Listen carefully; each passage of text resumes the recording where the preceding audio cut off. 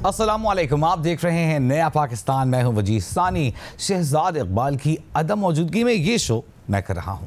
तकरीबन 1.5 साल के इंतवा के बाद खैबर पख्तूनख्वा में सेनेट इलेक्शन 21 जुलाई को होने जा रहे हैं, जिसे लेकर जहां एक तरफ सूबे में सियासी हलचल है, मुलाकातों में तेजी आ रही है, वहीं इसी दौरान PTI ने अपने बानी की रिहाई के लिए मुल्कगीर एहतजाजी तहरीक चलाने की तैयारियां तेज कर दी हैं। और आज party chairman barrister Gauhar Ali Khan और वज़ीर आला खैबर पख्तूनख्वा अली अमीन गंडापुर की क़यादत में PTI के काफ़िले की लाहौर की तरफ मार्च को इसी एहतजाजी तहरीक के आगाज़ से जोड़ा जा रहा है। वैसे तो PTI ने इस मार्च को पंजाब असम्बली के मुअत्तल करदा 26 अरकान से इजहारी यकजहती का नाम दिया है और अब से कुछ देर पहले PTI का काफ़िला लाहौर पहुंच भी गया है, मगर जिन्हें उसके नुमाइंदे आज़म मलिक की खबर के मुताबिक आज ही पंजाब और KPK की पार्लिमानी पार्टियों का इजलास होगा, जिसकी सदारत चेयरमैन PTI बैरिस्टर गौहर और वज़ीर आला KP अली अमीन गंडापुर करेंगे। PTI ज़राए का कहना है कि इजलास में आइंदा की एहतजाजी तहरीक पर हिकमत अमली मुरतब की जाएगी, जबकि PTI की जानिब से प्रेस कॉन्फ्रेंस के जरिए कल एहतजाजी तहरीक का ऐलान किया जाएगा। अहम बात यह है कि आज इस्लामाबाद से रवानगी से पहले पार्टी रहनुमाओं ने भी लाहौर मार्च को एहतजाजी तहरीक के नुक्ताए आगाज़ से जोड़ा। सुनिए। के बाद शुरू किया इस तहरीक को, तो फिलहाल ये वाला जो इवेंट है इसमें सिर्फ और सिर्फ हमारे तमाम पूरे पाकिस्तान के पार्लियामेंटेरियंस हैं और हमारे पख्तूनख्वा के जो मेयर्स हैं और लीडरशिप जो हमारी है उसके साथ हम मुशावरा के साथ एक मीटिंग कर रहे हैं। 5 अगस्त तक हमने इसको ऊपर तक लेके जाना है मैक्सिमम, तो उसके लिए पहली हमारी मीटिंग हो रही है इंशाल्लाह लाहौर में। हमारी एक मीटिंग के लिए हम जा रहे हैं, आगे सेनेट के इलेक्शन आ रहे हैं, हमने वो डिस्कस करना है। हमारी 26 पार्लियामेंटेरियंस जो MPAs है उनको सस्पेंड किया गया है, उनको भी असम्बली में हर सूरत आना है ताकि वो भी अपना वोट कास्ट करें वहाँ पर। और इसी तरीके से हमने आगे के लिए अमल तय करने के लिए पार्लियामेंट्री पार्टी की मीटिंग वहाँ बुलाई है। ये मूवमेंट है आज इमरान खान की रिहाई की, वो मूवमेंट, वो जमहूरी जद्दोजहद जो पिछले 2 साल से हम सड़कों पर कर रहे हैं। अगस्त के महीने में जो एक बड़ी मूवमेंट हम पूरे मुल्क गिर करने जा रहे हैं, ये आज उसकी जानिब बारिश का पहला कतरा है, ये स्टार्ट है आज उसका। कितने पुरुमीद हैं कि तहरीक जो है वो खातिर खान पाकिस्तान का मुकद्दर है, ये एक दिन की बात नहीं है, ये कोई वनडे मैच नहीं है, ये एक तारीख का तसलसल है, एक तारीखी अमल है जो चल। यानी माजी में तो मुतअद्दिद एहतजाजी जलसों के मौके पर PTI पंजाब की कारकर्दगी पर सवालात उठते रहे हैं, जिसके बाद अब बज़ाहिर ऐसा लगता है कि PTI की अगली तहरीक के लिए लाहौर को ही मरकज़ बनाया जाएगा। जबकि इसी एहतजाजी तहरीक को लेकर PTI के वकला की जानिब से कारकुनों को अहम हिदायत जारी की गई हैं, जिन्हें के नुमाइंदे अरफा फिरोज के मुताबिक PTI के वकला ने PTI कारकुनों को 5 अगस्त तक किसी भी अदालत में पेश होने से रोक दिया है। ज़राए के मुताबिक PTI के वकला ने डिस्ट्रिक्ट कोर्ट से कारकुनों की गिरफ्तारी के तनाजुर में हिकमत अमली तय करते हुए खदशा जाहिर किया है कि गिरफ्तारियों का सिलसिला 5 अगस्त तक जारी रह सकता है। मगर जहां एक तरफ PTI की एहतजाजी तहरीक के लिए तैयारियां जारी हैं और PTI पंजाब का महाज गर्म करने की कोशिश कर रही है, वहीं आज JUI के सरबराह मौलाना फजल रहमान की जानिब से खैबर पख्तूनख्वा में तब्दीली से मुतालिक बड़ा बयान सामने आया है। पेशावर में न्यूज़ कॉन्फ्रेंस करते हुए मौलाना फजल रहमान ने खैबर पख्तूनख्वा में तब्दीली की तजवीज़ देते हुए कहा कि खैबर पख्तूनख्वा किसी सियासी कशमकश का मुतहम्मिल नहीं हो सकता, इसलिए तजवीज़ है कि सूबे में तब्दीली आए और तब्दीली आए तो पाकिस्तान तहरीक इंसाफ के अंदर से ही आए। मेरी तरजीह ये होगी कि तब्दीली आए, सूबे में तब्दीली आए, लेकिन अगर PTI अक्सरियत में है तो PTI के अक्सरियत के अंदर ही आए, वही लोग अपनी तब्दीली जो है सूबाई हुकूमत के लिए आए तो वो ज़्यादा बेहतर होगा बनिस्बत इसके कि अपोजिशन जो है मुतहर्रिक हो और हुकूमत की तब्दीली आए। तो अगर एक पार्टी के अंदर जो हमारा यकीन है, शक नहीं है, गुमान नहीं है, दावा है कि हमारे सूबे की अक्सरियत जाली है, धांधली की पैदावार है, ताहम सियासी कशमकश का मुतहम्मिल सूबा शायद ना हो, तो अगर उनके अपनी पार्टी के अंदर तब्दीली आती है तो वो ज़्यादा मुनासिब होगा मेरे नज़दीक। बाकी पार्टी जो फैसला करेगी वो आने वाले वक्त में जिस तरह वो चाहेंगे। यानी मौलाना फजल रहमान अली अमीन गंडापुर की जगह PTI में से ही کسی اور کو وزیر اعلیٰ لانے کی بات کر رہے ہیں، تاہم ساتھ ساتھ یہ اندیا بھی دے رہے ہیں کہ سینٹ الیکشن میں JUI کا PTI کے ساتھ اشتراک ہو سکتا ہے۔ اسی لیے یہ سوال اہم ہے کہ اس وقت مولانا فضل الرحمان کے اس بیان کی وجہ کیا ہے۔ اس کے علاوہ 21 جولائی کو خیبر پختونخوا میں سینٹ الیکشنز نے جو سیاسی ہلچل میں اضافہ کیا ہے، ان الیکشن سے پہلے مخصوص نشستوں پر سیاسی اور قانونی تنازعہ بھی بڑھتا جا رہا ہے، کیونکہ ابھی تک آئینی بینچ کے فیصلے کے بعد جن جماعتوں کو مخصوص نشستیں الاٹ کی گئیں ان ارکان نے حلف نہیں اٹھایا ہے۔ تاہم ان الیکشنز میں کامیابی کو لے کر PTI اور صوبے کی اپوزیشن جماعتوں کی جانب سے دعووں کا سلسلہ شروع ہو گیا۔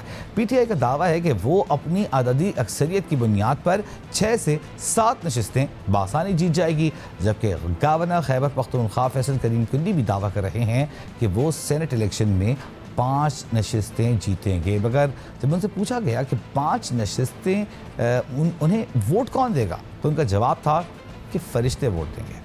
اس پوری صورتحال پر بات کریں گے، ہمارے ساتھ موجود ہیں جمعیت علماء رہنما کامران مرتضیٰ صاحب۔ کامران صاحب بہت شکریہ، آپ نے ہمیں وقت دیا۔ سب سے پہلے تو یہ بتائیے گا جو صورتحال بنتی جا رہی ہے، کافی عرصہ تاخیر کا شکار ہوئے سینٹ الیکشن خیبر پختونخوا میں اب ہونے جا رہے ہیں، JUI فے نے ابھی تک اپنی پوزیشن واضح نہیں کی ہے کہ وہ کس طرف کھڑے ہیں، تو ہم آپ کی موجودگی کا فائدہ اٹھا کر پوچھ لیتے ہیں کہ آپ کس طرف کھڑے ہیں؟ ہم اپنی پارٹی کے ساتھ کھڑے ہیں اور 2 مقاصد کے ساتھ کھڑے ہیں۔ ایک پہلا مقصد ہمارا یہ ہے کہ سینٹ الیکشن کے حوالے سے کوئی ایلیگیشن نہ آئے کسی بھی صوبائی اسمبلی کے ممبر پہ، خاص طور پہ JUI پہ اور عام طور پہ تمام پورے کے پورے اسمبلی کے ممبران پہ۔ اور دوسری بات، ہم کو اپنے نمبرز پورے کرنے ہیں جو ہمارے ذہن میں ہیں سینٹ الیکشن کے حوالے سے کہ ہم اتنے لوگ جتوا سکیں۔ تو یہ 2 مقاصد ہم لے کے چل رہے ہیں، اس میں کچھ لیگل سائڈ بھی ہیں اور کچھ پولیٹیکل سائڈز بھی ہیں، تو دونوں طرف سے جو ہے نا وہ معاملے کو جو ہے وہ اس کا حل نکالا جانے کی کوشش کر رہی ہے، مگر اس میں ہمیں سائڈ کی کوئی تخصیص نہیں ہے، ابھی تک ہم اوپن ہیں۔ اچھا، نمبرز پورے کر سکیں، آپ نے 2 ٹارگٹس میں سے ایک ٹارگٹ یہ بتایا، کیا فکر ہے آپ کے ذہن میں کتنی نشستیں آپ سینٹ کی حاصل کرنے میں کامیاب ہو جائیں گے؟ دیکھیے، میں اگر آپ کو کم بتا دوں اور وہ لوگ کوئی زیادہ دینے کے لیے تیار ہوں تو وہ کہیں گے کہ کامران صاحب نے تو خود کسی پروگرام میں یہ کہا تھا کہ وہ اتنی سیٹیں چاہیں، تو اس کو بھی اوپن رہنے دیتے ہیں فی الوقت۔ لیکن آپ کے کہنے سے کم بھی نہیں ہوں گی اور آپ کے کہنے سے ملیں گی بھی نہیں، ایک اندازہ ہوتا ہے کہ کم سے کم اتنی نشستیں تو طے ہیں، اس سے زیادہ حاصل کرنے کی اتحاد بنا کے کوشش کریں گے، وہ کیا ہے فگر؟ کم سے کم 2.5 تو طے ہیں، 3 کرنے کی کوشش کریں گے۔ اچھا، آج مولانا فضل الرحمان نے اب سے کچھ دیر پہلے میڈیا سے گفتگو کی اور ان کا یہ کہنا تھا کہ تبدیلی PTI کے اندر سے آنی چاہیے، وہ تبدیلی کے حق میں ضرور ہیں، تو اس کا کیا ہم مطلب لیں کہ اگر PTI علی امین گنڈاپور کو چھوڑ کر کسی اور کو وزیر اعلیٰ بنا دیتی ہے تو PTI کے ساتھ بھی بات ہو سکتی ہے، ان سے بھی راستہ کھلا ہے آپ کا؟ اور ریزرویشنز ہماری علی امین صاحب کے اگینسٹ رہی ہیں، وجہ اس کی ان کا نامناسب رویہ ہے، نامناسب زبان کا استعمال ہے، اور یہ ریزرویشنز جو ہے نا میری اپنی بھی ہیں، جماعت پوری کی بھی ہیں۔ اس بنا پہ ہمارے اندر جو نا ان کے لیے آپ اظہار پسندیدگی نہیں ہے، کوئی ہمارے لیے پسندیدہ شخصیت نہیں ہے، مگر ہم یہ بھی نہیں چاہتے کہ کسی حکومت کو گرایا جائے۔ ہاں، اگر PTI خود اپنے طور پہ یہ فیصلہ کرے بطور پارٹی کہ انہوں نے کسی شخص نے جو ہے وہ کنٹینیو نہیں کرنا اور کسی اور نے کنٹینیو کرنا ہے آگے آ کے، تو ہم JUI بطور پارٹی اس کا خیر مقدم کریں۔ میرا خیال ہے کہ مولانا کے بیان کا، آج کے بیان کا یہی مطلب ہے۔ یعنی ہم آپ کی طرف سے تصدیق سمجھیں کہ علی امین گنڈاپور کے حوالے سے تحفظات ہیں JUI میں، اگر PTI اندر سے تبدیلی کا راستہ نکال لیتی ہے، کسی اور کو وزیر اعلیٰ نامزد کرنے پر راضی ہو جاتی ہے، تو ایک ساتھ چل سکتے ہیں JUI فے اور پاکستان تحریک انصاف؟ دیکھیے، ہمارے درمیان اور بہت سے معاملات ہیں، مگر ان معاملات میں ایک معاملہ یقیناً جو ہے شاید یہ بھی ہو سکتا ہے، اور اس میں ہمارا قصور شاید پتہ نہیں، میں باعث نہ ہوں اپنے الفاظ کے استعمال کرتے ہوئے، مگر میں سمجھتا ہوں کہ ہمارا قصور نہیں ہے، اور دوسری طرف قصور زیادہ ہے، وہ نامناسب زبان کا استعمال زیادہ ہوا کرتا ہے۔ تو اگر ہم اس میں یہ کہتے ہیں کہ فلاں شخص نہ ہو تو اس میں کوئی بری بات نہیں ہے، مگر اس کے باوجود یہ اس پارٹی کا وہ استحقاق ہے کہ وہ پارٹی کیا فیصلہ کرتی ہے، مگر اس کے بعد جو ہے نا اکٹھے چلنا یا نہ چلنا وہ جے یو آئی کا استحقاق ہے کہ جے یو آئی ساتھ چلنا چاہے یا نہ چلنا چاہے۔ یعنی علی امین گنڈا پور کی تبدیلی کانفیڈنس بلڈنگ میجر ہوگی جس کے بعد آگے کی راہیں کھلیں گی۔ آپ نے یہ کہا کہ نامناسب زبان کا استعمال، یہ شکایت آپ نے پیش کی، لیکن بعض حلقوں کا الزام یہ ہے کہ چونکہ ڈیرہ اسماعیل خان سے تعلق ہے، مولانا فضل الرحمان کا ایک ذاتی معاملہ بھی ہے، اس کی وجہ سے علی امین گنڈا پور کا تبدیل کیا جانا ضروری ہے۔ اس الزام میں کتنی سچائی ہے؟ نہیں، وہ تو کندی صاحب کا تعلق بھی جو ہے وہ ڈیرہ اسماعیل خان سے، گورنر صاحب کا، ان کا تو ہم نے ہمیشہ احترام کیا، وہ ہمارا احترام کرتے ہیں، ہم ان کا احترام کرتے ہیں۔ تو ڈیرہ اسماعیل وہ بھی وہیں سے الیکشن لڑتے ہیں اور بہت سارے دوست وہاں سے الیکشن لڑتے ہیں۔ الیکشن لڑنے کی وجہ سے یا کسی ایک حلقے سے تعلق رکھنے کی وجہ سے کوئی شخص برا اور اچھا نہیں ہوتا یا اس کے بارے میں کوئی رائے قائم نہیں کی جاتی۔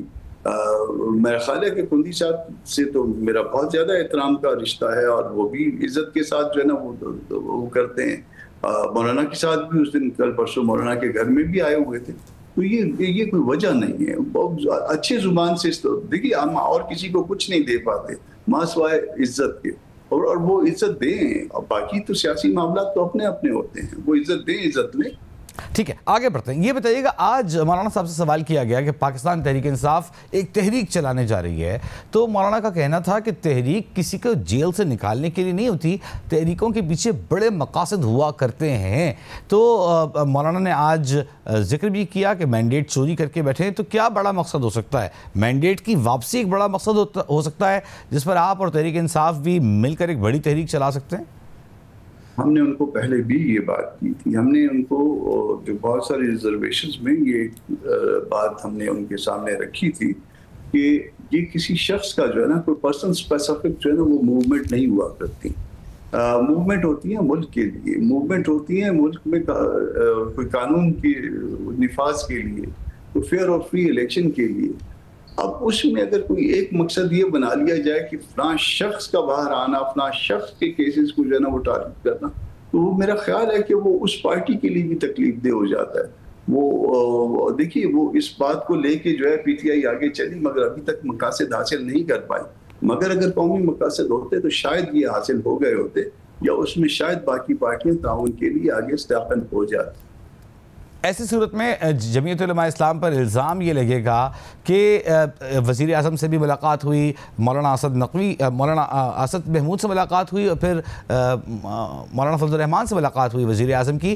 اب آپ یہ بتائیے گا، اس پر یہ جو الزام لگتا ہے جے یو آئی پر کہ وہ دونوں جانب بہتر آپشن کی تلاش میں ہیں، جہاں بہتر آپشن ملے گا وہاں چلے جائیں گے۔ ایسا ہے کہ 2.25 سال تو گزر گئے اس حکومت کو، تو اگر بہتر آپشن کی تلاش ہوتی تو یہ 2.25 سال میں لے لیا ہوتا۔ ہم نے تو کبھی وہ بہتر آپشن نہیں لیا، وہ ٹائم تو گزر رہا ہے نا، 5 سال سے اوپر تو نہیں کر سکتے، تو 2 سال تو اس میں گزار لیے، تو پھر بہتر آپشن ہم نے کس میں لینا ہے؟ 4تھے سال میں جا کے لینا ہے، 5ویں سال میں لینا ہے؟ تو ایسی بات کبھی بھی ہمارے ذہن میں نہیں آئی، ہم نے سوچا بھی نہیں کہ ہم نے اس سیٹ اپ میں حصہ بننا ہے۔ میں نہیں کہوں گا کہ اس سیٹ اپ میں حصہ بننے کے لیے جو ہے ماحول بھی جو ہے بہت دفعہ کریٹ کیا گیا اور بہت دفعہ شاید کہا بھی گیا ہوگا، مگر ہم اس سیٹ اپ کا حصہ نہیں بننا چاہتے۔ ٹھیک ہے، اچھا، آپ نے ذکر کیا فیصل کریم کنڈی صاحب کا۔ گورنر صاحب کہتے ہیں کہ پیپلز پارٹی 5 سینٹ کی نشستیں نکالنے میں کامیاب ہو جائے گی۔ ان سے سوال کیا گیا کون دے گا آپ کو 5 سیٹیں، ووٹ کون دے گا؟ تو انہوں نے کہا، برملا کہہ دیا کہ فرشتے ووٹ دیں گے۔ ایک تو اس بیان پر کامنٹ کیجئے گا کہ کیسے پیپلز پارٹی 5 سیٹیں نکالے گی۔ دیگر جماعتیں آپ کیا سمجھتے ہیں کہ فیئر الیکشن اگر ہو سینٹ کا جس پر کوئی انگلی نہ اٹھا سکے تو کتنی نشستیں ملیں گی دیگر پارٹیوں کو؟ دیکھیے، پیپلز پارٹی کا حساب تو پیپلز پارٹی کو آتا ہوگا، وہ فرشتوں سے ووٹ لیں یا فرشتوں کو ووٹ دے، یہ ان کا ہیڈک ہے۔ ہمارے اگر ووٹ پورے ہو جائیں اور کسی پہ الزام نہ لگے اس حوالے سے کہ اس نے کسی لالچ کے تحت ووٹ دیا، لالچ کے تحت ووٹ لیا، تو ہم اس پہ مطمئن ہوں گے اور ہمارے نمبرز پورے ہو جائیں اور پہلے ہمارے نمبر پورے کیے جائیں تو ہم آگے بڑھ سکیں گے، ورنہ وہ فرشتوں کے ساتھ ہمارا کوئی تعلق نہیں ہے، نہ لینے میں نہ دینے میں۔ اچھا یہ بتائیے گا جو سب سے اہم معاملہ ہے کہ پاکستان تحریک انصاف کے ساتھ چلنے کے بجائے اگر یہ جو معاملہ اس وقت ہے کہ اسپیکر حلف نہیں لے رہے، بابر سلیم سواتی صاحب جو ہیں وہ ان سے کہا جا رہا ہے کہ اجلاس بلائیں اور جو نئے اراکین ہیں ان سے حلف لیا جائے، کیونکہ انہیں لگتا ہے کہ 21 جولائی کو الیکشن ہے اور صورتحال خاصی تبدیل ہو جائے گی. اس پر جے یو آئی کا اصولی موقف کیا ہے؟ ایسا ہے کہ یہ سپریم کورٹ کا ایک فیصلہ آ گیا، آپ اس سے اتفاق کریں آپ اس سے اتفاق نہ کریں، مگر وہ لاف لینڈ بن گیا. آپ اس پہ تنقید کر سکتے ہیں، سب کو حق ہے کہ وہ تمیز کے دائرے کے اندر رہتے ہوئے اس پہ تنقید کر سکتا ہے. تو وہ لاف لینڈ ہے، اور اگر لاف لینڈ جو ہے امپلیمنٹ نہیں ہو رہا تو اس کے لیے ریٹ تو فائل ہو سکتی ہے نا جی. اس کے لیے وہ 178(2) میں جایا جا سکتا ہے اس کی امپلیمنٹیشن کے لیے. آرٹیکل 178(2) ہے میرا خیال، اگر میں غلط نہیں ہوں تو. اور اس فیصلے کو انفورس کروایا جا سکتا ہے. اگر اس میں ڈیلے ہو رہا ہے تو وہ ڈیلے کو بھی جو ہے نا وہ اس میں اس کو کنٹرول کیا جا سکتا ہے. اور اس صورت میں جو ہے نا وہ حلف لینا بھی پڑے گا، اور اگر نہیں لیں گے تو پھر کنٹیمپٹ ہوگا اور اس کے اپنے کانسیکوینسز ہوں گے. اور اگر کوئی حلف نہیں لے گا تو ان کو اپنی سیٹوں سے جائے گا اگر کنٹیمپٹ میں سزا ہوگی. ٹھیک ہے، لیکن اس وقت سب تک 21 جولائی اگر گزر جائے تو پھر اس کے بعد بھی ہو سکتا ہے یہ معاملہ. 21 جولائی میرا خیال ہے کہ یہ گزارنے کی کوشش کریں گے. کمپلیکیشنز ہیں، مگر اگر نہ گزرے تو اچھی بات ہے. وجہ یہ ہے کہ 1.25-2 سال تو گزر گئے ہیں. تو ہم نے تو خیبر پختونخوا کے ساتھ یہ زیادتی کی ہے کہ ان کے آدھے لوگ جو ہے آدھے ممبرز جو ہے نا وہ آدھی ریپرزنٹیشن نہیں ہے، اور بہت ساری لیجسلیشن اس کے بغیر ہوئی ہے، اور اس میں 26th امینڈمنٹ بھی شامل ہے. اور یہ ون آف دی گراؤنڈ ہو سکتا ہے آرگومنٹس کا. جو کہ فریق اس پہ اٹیک کرے گا 26th امینڈمنٹ پہ یا باقی لیجسلیشن پہ، ان کے پاس یہ ون آف دی گراؤنڈ ہوگا کہ جی یہ کس طرح سے یہ ممکن ہے. اچھا کامران مرتضیٰ صاحب، قانونی ماہر بھی آپ ہیں، ایک خیال یہ پیش کیا جا رہا ہے کہ اگر اسپیکر ان ارکان سے حلف نہیں لیتا تو 26ویں ترمیم کے بعد پشاور ہائی کورٹ کے چیف جسٹس کے پاس یہ اختیار ہے کہ وہ ان ارکان سے حلف لے لیں. تو اب کیا آپ اسے سمجھائیں گے یہ درست تشریح ہے؟ دیکھیے اس کو میں نے ڈیپتھ میں جا کے ایگزامن نہیں کیا، تو اس لیے جو ہے اس کے اوپر میں بات نہیں کرنا چاہوں گا. مگر فرض کریے کہ اگر یہ بات موجود نہیں بھی ہے اور یہ ہائی کورٹ کوئی ایک فرض کر لیتے ہیں چیزوں کو کہ کوئی ریٹ فائل ہو اور ریٹ کے نتیجے میں ڈائریکشنز آ جائیں اور کسی کو کہہ دیا جائے کہ یہ حلف آپ نے لینا ہے، ایون اگر آپ اجلاس نہ بھی بلایا جائے اسمبلی کا اور اس کے نتیجے میں وہ ووٹ لے لیں تو یہ لیگل ہو جائے گا سارا کچھ. اچھا، اب مولانا فضل الرحمان نے آج جو گفتگو کی اس میں ایک بہت ہی لطیف نکتہ تھا. ان کا یہ کہنا تھا کہ پاکستان کے لیے ہماری مخالفت ہے، ہم اس حکومت کے مخالف ہیں، لیکن پاکستان کا معاملہ جب آتا ہے تو ہم پاکستان کے ساتھ کھڑے ہیں. اور ہمیشہ JIFA کی مولانا فضل الرحمان کی یہی پوزیشن رہی ہے. ایسی صورت میں جب فتنۃ الہندوستان، فتنۃ الخوارج جیسے چیلنجز کا پاکستان کو سامنا ہے، آئے روز حالات بدلتے بگڑتے تشویشناک ہوتے جا رہے ہیں، اس بات کا کتنا امکان ہے کہ ہم اس حکومت میں شامل نہیں ہوں گے کہ اسٹانس سے تبدیل ہو کر پاکستان کے لیے اس حکومت کا ساتھ دینے کا فیصلہ کر لے JIFA؟ جس وقت ہندوستان نے حملہ کیا تو میرا خیال ہے مولانا پہلے قومی لیڈروں میں سے ایک تھے جنہوں نے جو ہے وہ فوری طور پہ حکومت کے ساتھ، ریاست کے ساتھ کھڑے ہونے کا اعلان کیا تھا. اس کے بعد باقی بھی جو سیکنڈ ٹیئر تھی، تھرڈ ٹیئر تھی، وہ ساری جو ہے وہ اس سخت وقت میں حکومت اور ریاست کے ساتھ موجود رہی. اب بھی خدا نخواستہ جب بھی کوئی ایسا وقت ہوگا جہاں ریاست کے اوپر کوئی معاملہ ہوگا تو ہم ریاست کے ساتھ ہوں گے. ہم پاکستان ہمارے لیے سب سے پہلے ہے، وہ کوئی بھی کسی قسم کا بھی مسئلہ ہو. پاکستان سے آگے جا کے جب بات ہوتی ہے اختلاف میرا اور آپ کا ہو سکتا ہے مگر میرا اور پاکستان کا نہیں ہو سکتا. تو ہم پاکستان کے ساتھ تھے، پاکستان کے ساتھ کھڑے ہوں گے اور رہیں گے. اچھا کامران صاحب، ابھی کچھ دیر پہلے آپ نے کہا تھا کہ ہمیں سسٹم میں آنے کی متعدد آفریں ہوئی، تو کیا ماضی قریب میں یا حال ہی میں کوئی آفر ہوئی ہے آپ کو؟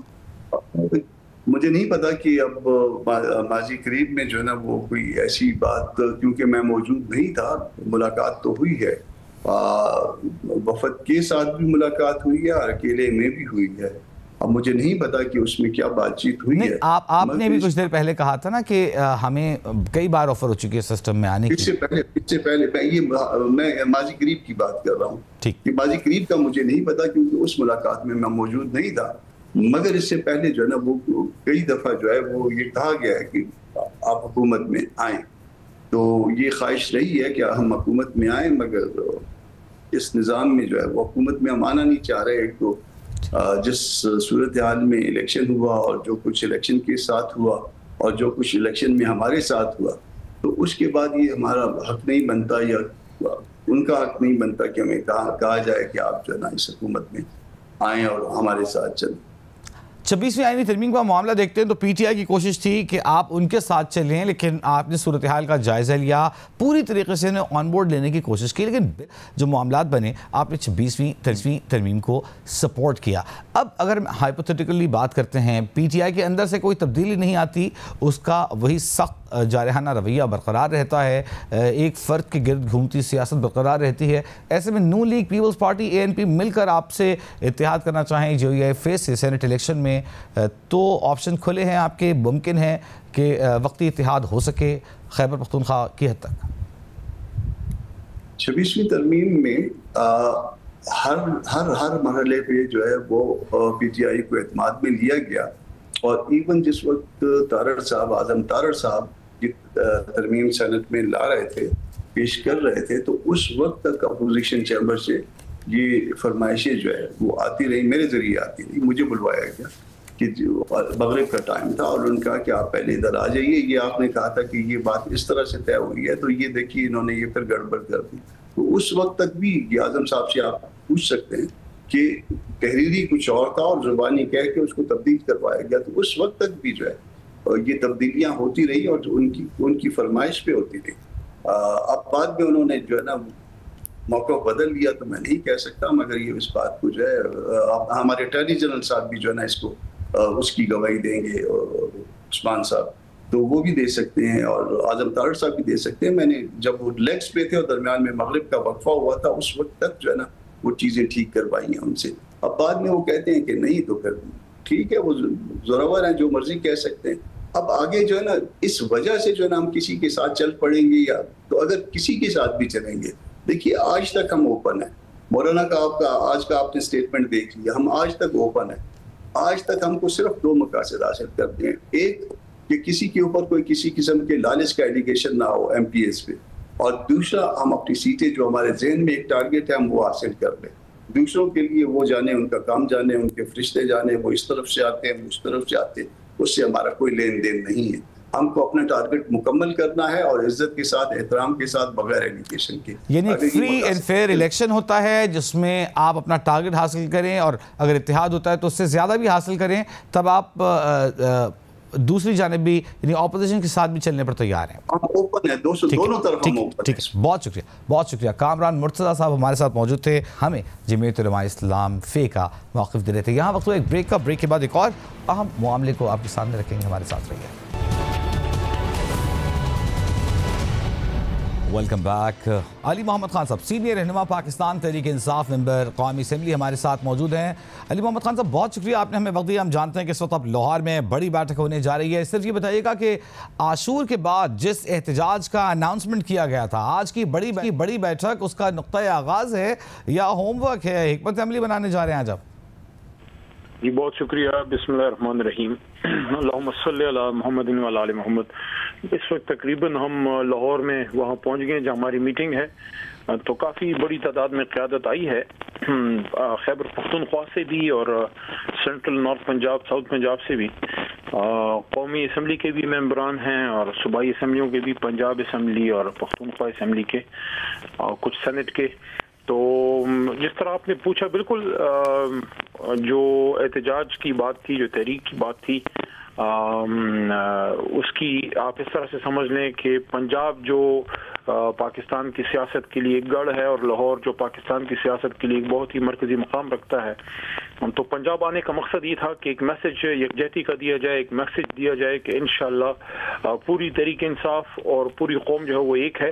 تو ہمیشہ بڑی تحریک جو ہیں ان کی ابتدا ہمیشہ لاہور سے ہی ہوئی ہے, تو یہ اسی سلسلے کی ایک طرح سے ابتدا ہے. بالکل جو آپ نے سوال کیا तहरीक की इब्तिदा के लिए क्या ये बैठक एक इब्तिदाई संगमील का किरदार अदा करेगी? यस, इंशाल्लाह करेगी, क्योंकि खैबर पख्तूनख्वा से इतनी बड़ी तादाद में लीडरशिप का लाहौर आना, फिर पंजाब की लीडरशिप का उनको वेलकम करना। इस वक्त अपोजिशन लीडर अहमद बचर साहब भी हैं, इस वक्त हमारे पंजाब से ताल्लुक रखने वाले कौमी असम्बली के मेंबर जो चीफ विप हैं आमिर डोगर साहब, वो भी मौजूद हैं। वज़ीर आला अली अमीन खान भी काफिले में हैं, साथ ही हूँ।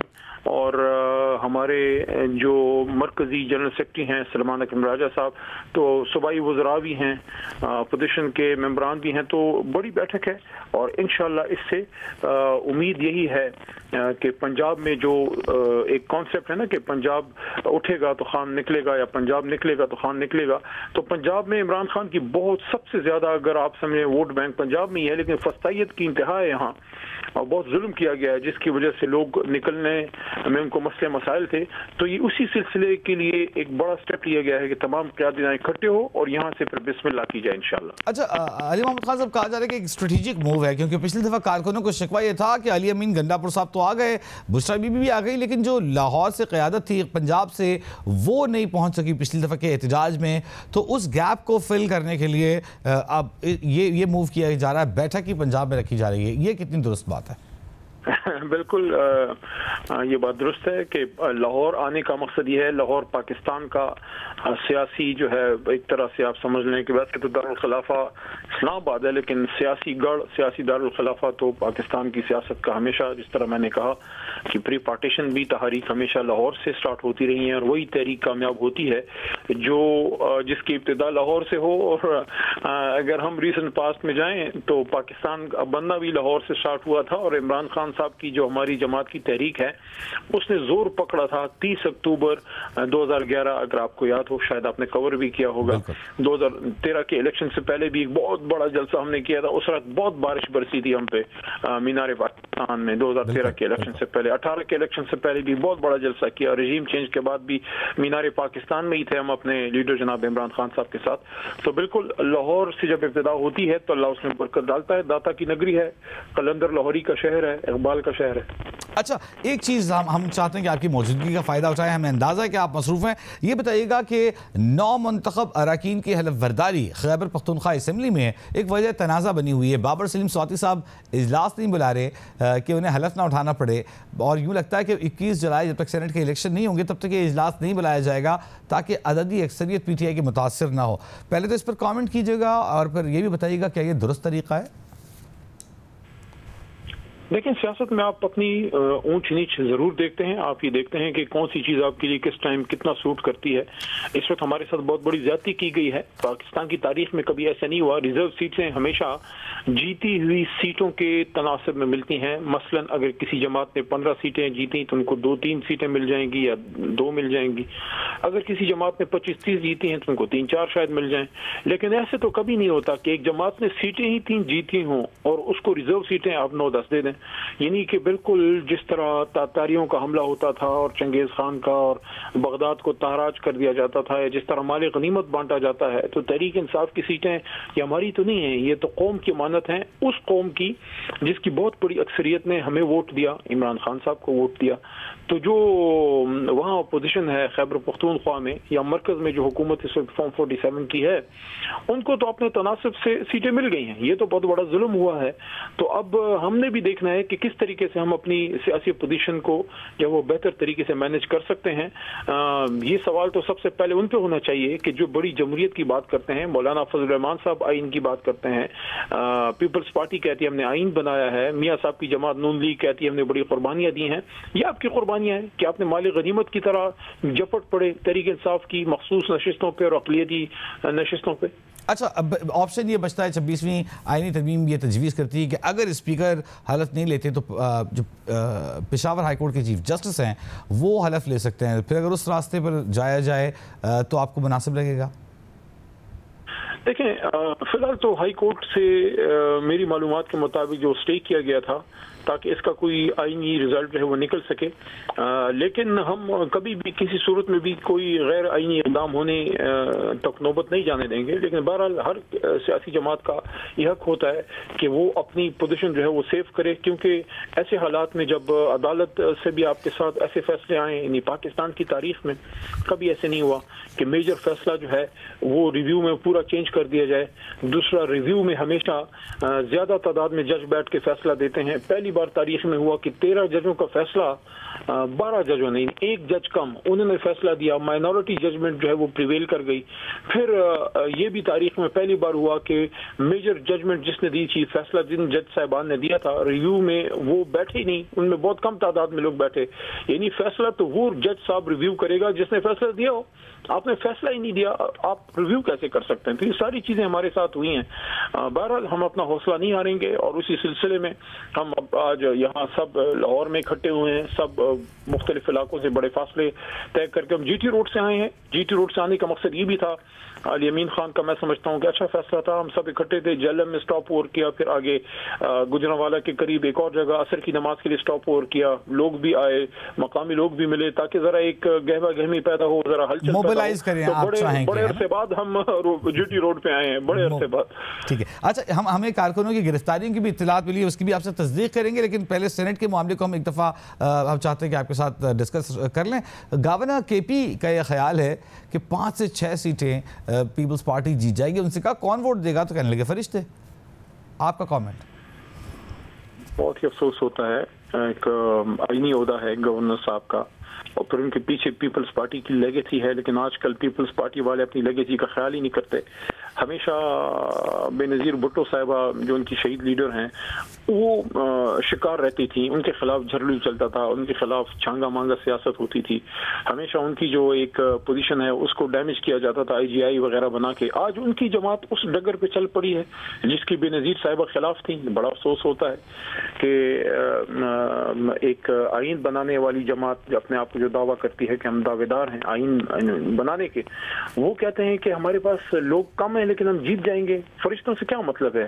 کیا جو ہے آسمان سے ان کے لیے لوگ نیچے اتریں گے, ان کو ووٹ ڈالیں گے؟ سب کو پتہ ہے وہ کیا کہنا چاہ رہے ہیں. افسوس ہوتا ہے, ایک گورنر کی بڑی ذمہ داری ہے.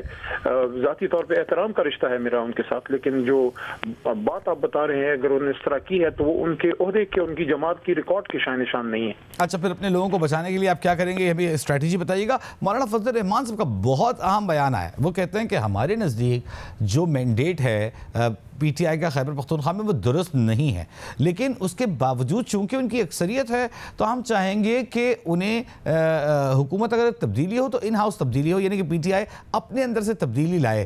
ان کا اشارہ علی امین گنڈا پور کی طرح تھا, ابھی کامران مرتضیٰ نے کچھ دیر پہلے میں بتایا. تو اگر یہ موقع دیا جائے پی ٹی آئی کو کہ وہ علی امین گنڈا پور کی جگہ کسی اور کو وزیر اعلیٰ بنا کر مولانا فضل الرحمان کو جے یو آئی کی حمایت حاصل کر سکیں, تو کیا آپشن زیر غور آ سکتا ہے, اس پر عمل ہو سکتا ہے؟ نہیں, کسی بھی سیاسی لیڈر کے شاید نشان نہیں ہوتا کہ کسی جماعت کے بارے میں یہ رائے دے کہ آپ ان کو چینج کر کے کسی اور کو لے آئیں تو پھر ہم ساتھ چلیں گے, کیونکہ یہ فیصلہ ہر جماعت کا اپنا لیڈر کرتا ہے. علی امین خان کو وزیر اعلیٰ جناب عمران خان صاحب نے بنایا ہے, ان کا نام انہوں نے دیا ہے, تو یہ تو بڑی عجیب سی بات ہے. اب اگر ہم یہاں سے یہ ڈیمانڈ کر دیں, ویسے میں کروں گا نہیں, لیکن ویسے اگر جس طرح مولانا صاحب کہہ رہے ہیں کہ ان کا مطلب یہی ہے کہ علی امین خان کو چینج کر لیں تو پھر شاید وہ بات. تو اگر ہم یہ کہیں کہ فضل الرحمان صاحب کی جگہ مولانا شیرانی صاحب کو بنا دیں آپ اس کا ہیڈ, تو پھر ہم بات کریں گے. یہ تو کوئی بات نہ ہوئی. میں سمجھتا ہوں یہ تو نان سٹارٹر ہے. ان کو ونس اینڈ فار آل فیصلہ کرنا چاہیے. تاریخ کی کس سمت میں کھڑے ہونا چاہتے ہیں, کیونکہ ہمیشہ ان کی سیاست پہ داغ لگتا رہا ہے کہ وہ جس کے ساتھ ہوتے ہیں اس کو بھی نہیں پتا ہوتا وہ کس کے ساتھ ہیں, اور جس کے ساتھ نہیں ہوتے اس کو پتا ہوتا ہے ہمارے ساتھ ہیں. مولانا صاحب کو فیصلہ کر لینا چاہیے کہ وہ اب تاریخ کے کس دھارے کی کس سائڈ کھڑے ہونا چاہتے ہیں. مختصر ہمارے پاس وقت ہے. اطلاعات آ رہی ہیں کہ آج کچھ کارکنوں کی آپ کی گرفتاریاں ہوئی ہیں جو استقبال کے لیے نکلے تھے. آپ کے پاس اس کی تصدیق ہے, کر سکتے ہیں ہم سے تصدیق آپ؟ سننے میں آیا ہے کہ جہلم میں ہم کراس کر گئے تو کچھ لوگ ویلکم کے لیے آئے تھے, جہلم میں ان کی گرفتاری ہوئی. اب آگے کیا پتہ ہے اس کا نہیں مجھے, تو راستے میں تھے, لیکن جہلم کے بارے میں اطلاعات جو نہیں ہے. ٹھیک ہے, بہت شکریہ علی محمد خان صاحب, آپ نے اس مصروفیت میں ہمیں وقت دیا. محمد خان صاحب ہمارے ساتھ موجود تھے. ایک بریک لیں گے, بریک کے بعد ایک اہم موضوع, ایک اہم تفتیشی رپورٹ آپ کے سامنے رکھیں گے. ہمارے ساتھ رہیے. Welcome back. 12 जून को भारतीय शहर अहमदाबाद से लंदन के लिए उड़ान भरने वाली एयर इंडिया की परवाज 171 को हादसा कैसे पेश आया? हादसे का जिम्मेदार पायलट था या फनी खराबी और डिज़ाइन फॉल्ट की वजह से तैयारा हादसे का शिकार हुआ? इस हवाले से हादसे के पूरे एक माह बाद इब्तिदाई तहकीकाती रिपोर्ट जारी कर दी गई है, जिसमें जहां तैयारे के 2 पायलट्स के दरमियान होने वाली बातचीत की अहम तफसीलात सामने आई हैं, वहीं तैयारे के इंजन को ईंधन फराहम करने वाले फ्यूल कंट्रोल स्विचेस की बंदिश से मुतालिक हैरान कुन इंकशाफात भी सामने आए हैं। अहम बात यह है कि इस रिपोर्ट में फ्लाइट डेटा और कॉकपिट ऑडियो की बुनियाद पर हादसे से पहले की तकनीकी मामलात, तैयारे की जांच पड़ताल समेत दीगर कई सवालों के जवाब दिए गए हैं, मगर इस रिपोर्ट के बाज़ निकात ने कुछ नए सवालात खड़े कर दिए हैं, क्योंकि इस हादसे के फौरी बाद भारत के अंदर से अमरीकी तैयारा साज कंपनी बोइंग के ड्रीम लाइनर 787 तैयारे की ऑपरेशनल सलाहियतों पर सवालात उठाए गए थे, मगर भारत की अपनी तहकीकात पर मबनी इस रिपोर्ट में तैयारे की फनी खराबी से मुताल्लिक कोई बात नहीं की गई, बल्कि इस रिपोर्ट की बुनियाद पर अब पायलट्स की कोताहियों पर संगीन सवालात उठाए जा रहे हैं और इस हादसे को पायलट की खुदकुशी के एंगल से देखते हुए तैयारे के एक पायलट की मेडिकल हिस्ट्री को लेकर अहम मामलात सामने आ रहे हैं। अहम बात यह है कि एयर इंडिया की इस परवाज़ के कॉकपिट में 2 पायलट्स मौजूद थे। 56 साल pilot in command captain Sumeet Sabharwal का फ़ज़ाई तजुर्बा 15,000 घंटे से ज़्यादा, जबकि 32 साल मुआविन पायलट फर्स्ट ऑफिसर क्लाइव कोंडा का तजुर्बा 3,103 घंटों पर मुहित था। रिपोर्ट के मुताबिक हादसे का शिकार तैयारे को उड़ाने की जिम्मेदारी जूनियर ऑफिसर को दी गई थी, जबकि सीनियर ऑफिसर तैयारे की मॉनिटरिंग की जिम्मेदारी अंजाम दे रहे थे कि जब 12 जून की सुबह 242 मुसाफिरों और तैयारे के अमले पर मुश्तमिल ये तैयारा इमारतों और दरख्तों के साथ टकराने के बाद अहमदाबाद में हवाई अड्डे के बाहर मेडिकल तलबा के हॉस्टल पर गिरकर तबाह हो गया। इसके नतीजे में सिवाय एक मुसाफिर के 260 अफराद हलाक हुए, जिनमें ज़मीन पर मौजूद तकरीबन 30 अफराद भी शामिल थे। इस हादसे को भारत में कई दहाइयों का बदतरीन हवाबाजी का हादसा करार दिया जाता है, जिसकी तहकीकात की जिम्मेदारी भारतीय हवाबाजी के इदारे एयरक्राफ्ट एक्सीडेंट इन्वेस्टिगेशन ब्यूरो को सौंपी गई, जिसकी आज जारी होने वाली रिपोर्ट में ये अहम इंकशाफ सामने आया है कि इंजनों को ईंधन की फराहमी की बंदिश की वजह से यह हादसा पेश आया। CNN की खबर के मुताबिक इस रिपोर्ट में बताया गया है कि बोइंग 787 ड्रीम लाइनर के कॉकपिट में ईंधन के कंट्रोल के स्विचेस बंद कर दिए गए थे, जिससे इंजनों को ईंधन की फराहमी मुतासर हुई। रिपोर्ट के मुताबिक हवाई जहाज़ उड़ान के बाद 180 नॉट की रफ्तार से पहुंच चुका था जब दोनों इंजनों के ईंधन के कट ऑफ स्विचेस को 1 सेकंड की टाइम गैप के साथ एक के बाद एक रन से कट ऑफ पोजीशन पर मुंतकिल किया गया और कॉकपिट की आवाज़ की रिकॉर्डिंग के मुताबिक फ्यूल स्विचेस को बंद हुआ देखकर एक पायलट दूसरे पायलट से पूछता है कि उसने स्विचेस को कट ऑफ क्यों किया, तो दूसरा पायलट जवाब देता है कि उसने ऐसा नहीं किया, जिसके कुछ ही देर बाद स्विचेस को उसी जगह वापस कर दिया जाता है जहां उन्हें होना चाहिए था। इस दौरान इंजन बैकअप करने के अमल में ही थे कि हादसा पेश आ जाता है।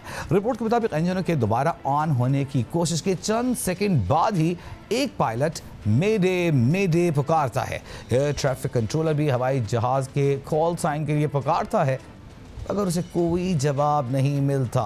अहम बात यह है कि 787 पर फ्यूल कट ऑफ स्विचेस 2 पायलटों की सीटों के दरमियान हवाई जहाज़ के थ्रॉटल लिवर्स के फौरन पीछे होते हैं, जिसकी तस्वीर हम आपको इस वक्त टीवी स्क्रीन पर दिखाते हैं। ये स्विचेस धाती बार के ज़रिए महफूज बनाए जाते हैं और ये किस्म का लॉक या ताला लगाने का तरीक़ाकार है जो हादसाती कट ऑफ को रोकने के लिए बनाया गया है। यानी ये स्विचेस पायलट की गलती या खुद ब खुद रन से कट ऑफ पोजीशन पर मुंतकिल नहीं हो सकते। इसलिए यहाँ सवाल अहम है कि अगर ये फ्यूल कंट्रोल स्विचेस खुद ब खुद बंद नहीं हो सकते और पायलट्स भी ऐसा करने से इनकारी हैं, तो फिर फ्यूल कंट्रोल स्विचेस बंद कैसे हुए? इस हवाले से भारत के एक सीनियर एविएशन एक्सपर्ट और पायलट मोहन रंगनाथन ने इस हादसे को खुदकुशी का एंगल देते हुए दावा किया है कि पायलट की जानिब से दानिस्ता तौर पर यह हादसा किया गया। جب ان سے پوچھا گیا کیا پائلٹ نے جان بوجھ کر انجن کو ایندھن فراہم کرنے والے سوئچز بند کی، تو کیپٹن رنگناتھن نے جواب دیا کہ جی ہاں بالکل ایسا ہی ہوا ہوگا۔ موہن رنگناتھن کیا کہتے ہیں سنیے۔ کیا ایسا کوئی طریقہ ہے جس سے ڈریم لائنز کے انجنوں کو ایندھن بند کیا جا سکتا ہے؟ اس کے علاوہ کہ پائلٹ اپنے ہاتھوں سے ایندھن کو آن سے آف پوزیشن پر سوئچ کر کے ایندھن کو بند کرے؟ اسے مینول کرنا پڑتا ہے، یہ خود بخود نہیں ہو سکتا۔ یہ بجلی کی خرابی کی وجہ سے یہ فیول سیلیکٹر تھا، وہ سلائیڈنگ قسم کے نہیں ہوتے، وہ ہمیشہ ایک سلاٹ میں ہوتے ہیں، انہیں باہر نکال کر اوپر یا نیچے لے جانا ہوتا ہے، اس لیے نادانستہ طور پر آف پوزیشن میں جانے کا سوال ہی پیدا نہیں ہوتا۔ یقینی طور پر یہ ایک ایسا معاملہ ہے جب آپ اسے جان بوجھ کر مینول سلیکشن سے آف کر دیتے ہیں۔ کیپٹن، جب آپ جان بوجھ کر مینول سلیکشن کے بارے میں بات کرتے ہیں تو فلائٹ کے انتہائی نازک مرحلے میں کوئی پائلٹ دانستہ طور پر مینول سلیکشن کیوں کرے گا؟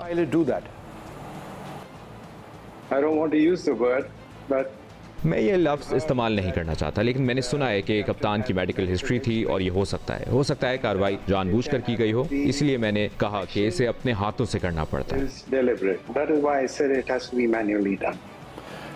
کیپٹن، آپ نے کہا کہ ایک پائلٹ کی میڈیکل ہسٹری تھی جس کے بارے میں آپ واقف ہیں، کیا یہ صحیح ہے؟ جی، یہی تو میں نے سنا ہے کہ ایئر انڈیا نے اطلاع دی ہے کہ ایک پائلٹ کی میڈیکل ہسٹری ہے اور وہ کچھ عرصے کے لیے طبی چھٹی پر بھی گئے تھے، تو اگر اعلیٰ انتظامیہ کو اس کا علم نہ ہو تو میں حیران ہوں، کیونکہ ایئر لائن کے بہت سے پائلٹ اس سے واقف تھے۔